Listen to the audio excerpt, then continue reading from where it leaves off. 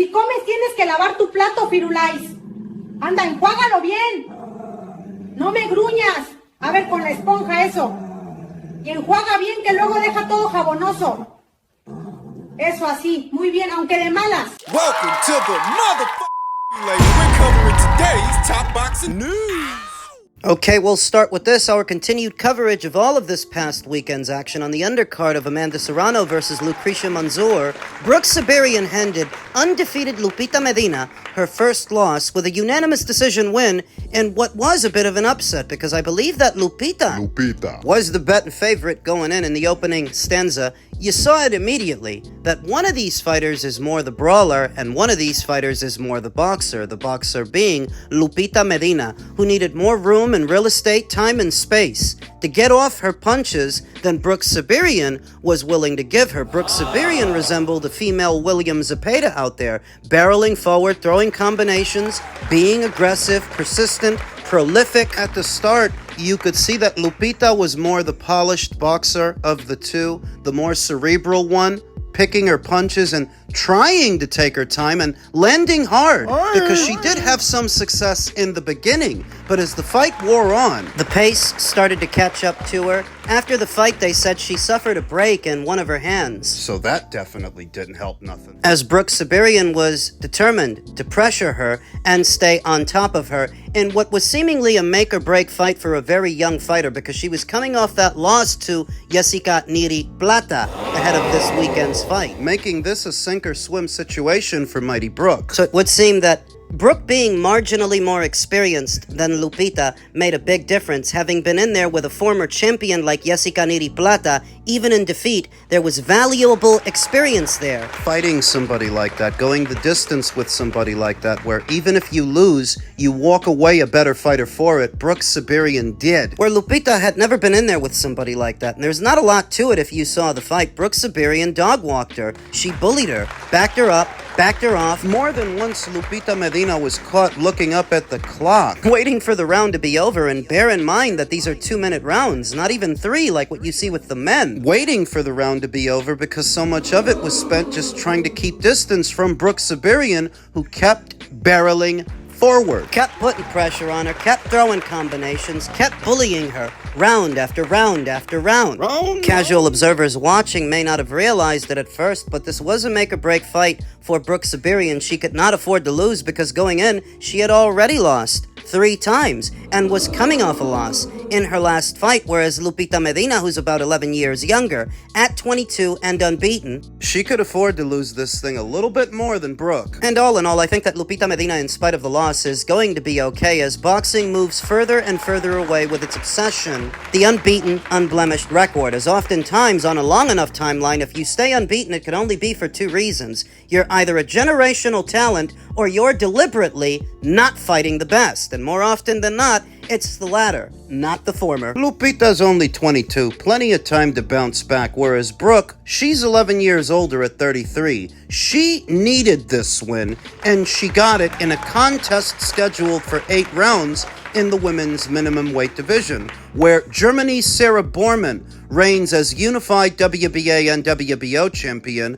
Jo Costavalle still has her WBC title, and Kim Clavel, who recently gave birth, she still got the IBF. At least momentarily. 2 of the 3 fighters are connected to most valuable promotions, Jo Costa and Kim. During a live broadcast, there was some mention of Brook Sibrian moving on to fight one of them, but also fighting Sarah Bormann, who is not with MVP, and to my knowledge, hasn't fought in a while. Trip over to BoxRec reveals that Sarah Bormann ain't been in the ring since October of last year in that very competitive fight that she had with Yuko Kuroki of Japan that some people thought Yuko should have won. I remember that. And the longer that Sarah Bormann is out and not fighting, the easier it might be for Brook Sibrian to beat her, so that if MVP has all of a sudden become invested in Brook, I wouldn't aim her at Jo Costavalle, who was in action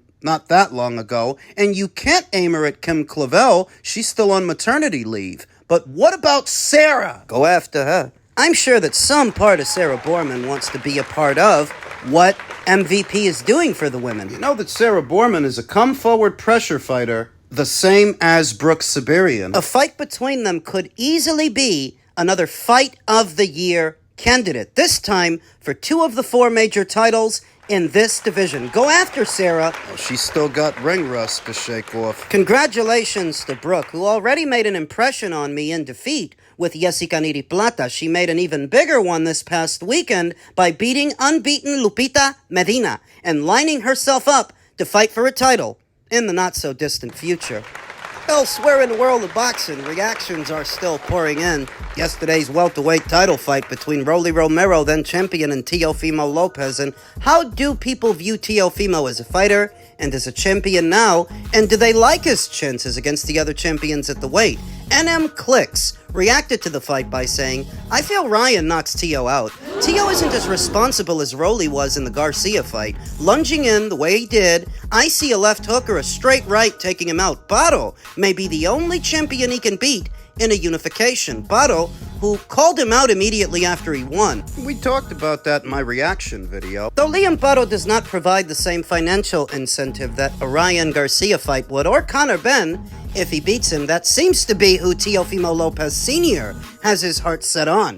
I feel that Haney ultimately will be the biggest challenge to you guys. I don't really talk. I'm not saying that he'll be the biggest challenge, but I think the biggest fight to make is Ryan Garcia or Conor Benn next. Yeah. You know what I'm saying? And if Teo is at 100%, what happens in that? Well, we're in a good place with my son right now, and all I got to say is that all these were wrong. You know, they're trying to get rid of me because they don't like my son, and they're trying to get rid of my son. And I got the best interest for my son, so they could go themselves because I'm not going nowhere.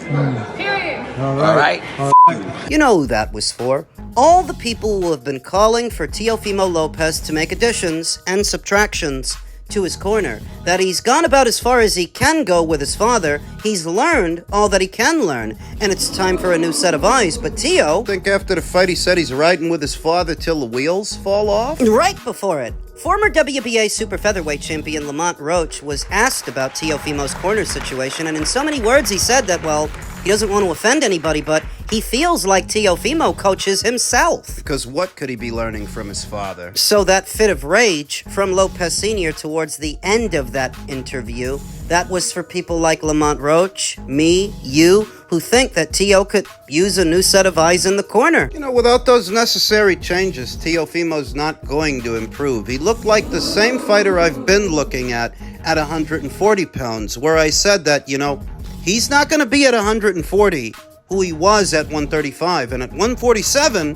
well, it's more of the same. If anything, it's worse. Lopez Sr. seems to have interest in putting Teofimo in the ring with the winner of Ryan Garcia versus Conor Benn right away, and it's likely because of the financial incentive. Why else would he have a preference? That if they have to choose between Liam and Devin and Ryan, or Conor if he beats him, they want Ryan or Conor, and the money has everything to do with it. What are Teofimo Lopez's chances in any of those fights? I've never favored him to beat Devin Haney, not at 135, not at 140, and not now at 147. I don't got a horse in the race because I don't like either of them. My prediction is just based on the styles of the fighters and what Teofimo normally struggles with. Being the one to initiate and being the one coming forward against Devin, he would have to, because Devin is a safety-first, pure boxer who stays behind his jab. And if you crash the pocket, he's gonna hold. He's gonna tie you up, force you to reset, then start the process all over. Devin beats him. And believe it or not, Ryan Garcia might also, for the same reason, because Ryan is taller than Teofimo, longer than Teofimo, and he's got speed, he's got power, you know that. So in a situation where Teofimo has to come forward and be the one to initiate, I don't think he'd take a left hook from Brian Garcia as well as he took the left hooks last night from Rolly. He took a few of them. Ryan would put him in a situation where he might hang back, wait for Teofimo to come forward, and let go of a counter left hook or a big right hand that Teo, coming forward, might walk into. What about Liam? Liam is the most beatable of those three reigning champions. Teofimo stands the best chance of unifying titles with him and walking away the victor, but he doesn't provide the same financial incentive that fighting Devin or fighting Ryan would, so he's not ranking too high on the to-do list. And the other problem, Happening in the shadow of this past weekend's action, in case you're not aware, Jack Catterall is now Teofimo Lopez's mandatory challenger. In becoming WBA champion, he has so officially adopted Jack as his problem, who quickly took to his social media after the fight and stated, 180 days WBA, which means November. I understand the politics of boxing better than most. Rolly had a voluntary. Now it's time for my shot. No ducks, no more swerving. Me versus T.O. next. does it happen? I don't think the WBA actually prioritizes Jack getting his title shot if they can have a bigger fight in its place. I mean, how long did they keep Shakram Giyasov waiting for his shot? That I don't think they'd minded at all making Jack wait just as long, if not longer. They set a deadline, though. 180 days. And anywhere in those 180 days, if Teofimo can negotiate a unification with the winner of Garcia versus Ben, or Devin, who's not otherwise preoccupied right now, doesn't have a dance partner. Liam Paro's free also. I just think if Teofimo can get a fight with any one of them, Jack gets put on the back burner. Simple as. So Tio's got approximately 180 days, really 179 now, to make something happen towards the end of the year. And bear in mind that these are notoriously difficult people to negotiate with. Not just the Lopezes, but the Haneys also. And Ryan, who's said to have only one fight remaining in his existing Golden Boy Promotions deal before he enters free agency. Does he want that fight? To be Teofimo Lopez. There's got to be somebody to complete the deal. The longer he waits to make a decision after the Conor Ben fight, the longer his stay at Golden Boy, and we all know he's been trying to break away from them for years. So maybe that will help him make a decision a little faster, help things move along smoother. Maybe it also helps that Teofimo is working with DAZN directly, without a promoter. DAZN has an incentive to put a fight like this on, imagining that Ryan Garcia goes over there to Paramount, knocks out Conor Ben in front of millions of people, then goes back over to DAZN for at least one more fight. If that fight is with Teofimo, maybe they can sell some pay-per-views with that. Maybe that can help the situation along, because they have until the end of the year to do it, and there's not actually that much time remaining. Not in terms of boxing. Tio's got 180 days to find somebody else to fight to circumvent Jack Catterall. Ryan Garcia's got to hold up his end of the bargain next month, leaving them with even less time to do a deal. Near as I can tell, Ryan's people may as well start a dialogue now with the Lopezes to get things ready for after next month, so that they can close out this year with a Lopez fight and potentially free agency. Men's middleweight news, Xander Zayas faces a dangerous road at middleweight now that he is said to be moving up following his loss to Jaron Ennis. Xander Zayas is moving to middleweight after losing his WBA and WBO junior middleweight titles to Jaron Ennis in June. The Moon may ease the strain of making 154, but it places Zayas in a division filled with bigger men who will not fear his power. Chris Mannix reports that Zayas is targeting a February return against the top 15 opponent before pursuing a world title later in 2027. I always figured that win or lose against Jaron Ennis, that would be his final fight in the junior middleweight division. That seems to be the case. He's already charting his course to another alphabet title in a new division, which is an ambitious schedule for a 23-year-old coming off a 7th round stoppage. Ennis dropped Zayas 3 times and took control once he began applying steady pressure. The additional 6 pounds will not erase what happened or give Zayas the punching power needed to hold off naturally bigger men.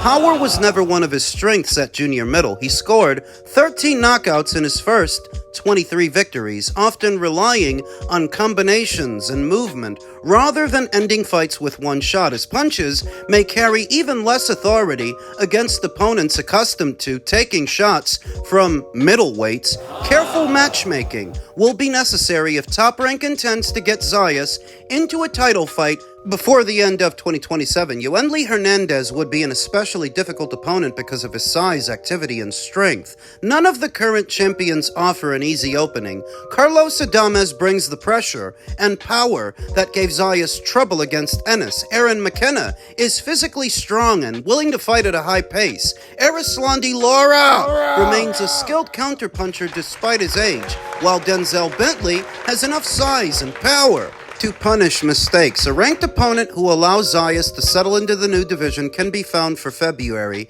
Getting him from that bout to a title opportunity without crossing one of the division's most dangerous fighters will be the difficult part. Might feel better at 160, but comfort alone will not make him stronger, more durable, or harder to pressure. His middleweight campaign will depend as much on opponent selection as improvement. That is the word according to whoever wrote this article at Boxing News 24, who specifically, that makes the situation at 160 seem a lot more ominous than it actually is, because a lot can happen in between now and the end of next year. Titles could once again end up changing hands at some point, and think about who's holding them. Erislandy Lara, who's up there in age, and like Xander Zayas, moved up to 160 from 154. Carlos Adames, It's the same with him.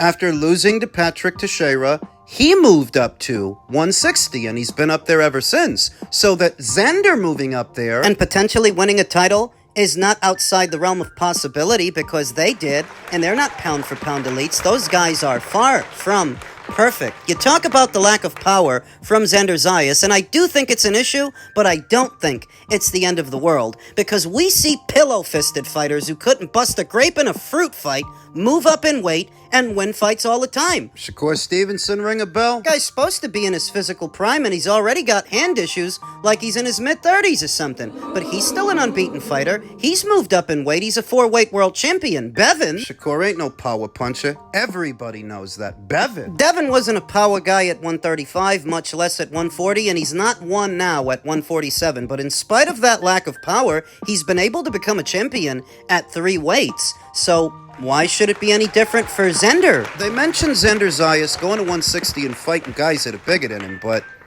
that's not really what the middleweight division is comprised of. It's comprised of fighters, at least in part, that moved up in weight, like Lara, like Carlos Adames, Tim Tszyu, very soon Virgil Ortiz, who's said to be making his middleweight debut sometime in the fall. Jesus Ramos? He's another one that moved up from 154 to 160. This is the way it's always been at middleweight. It's a pit stop that doesn't get interesting until the smaller fighters move up in weight. It was that way when Sugar Ray Robinson moved up from welter up to middle. It was that way much later on when Sugar Ray Leonard and Roberto Duran and Tommy Hearns moved up there, fought Harvin Magler. In the postmodern era, it was that way when Miguel Cotto and Canelo Alvarez integrated themselves into the modern middleweight division. And they became champions there. So if you ask me, do I like Xander Zayas' chances of becoming a 2-weight world champion based on what I've seen so far? I would say yes.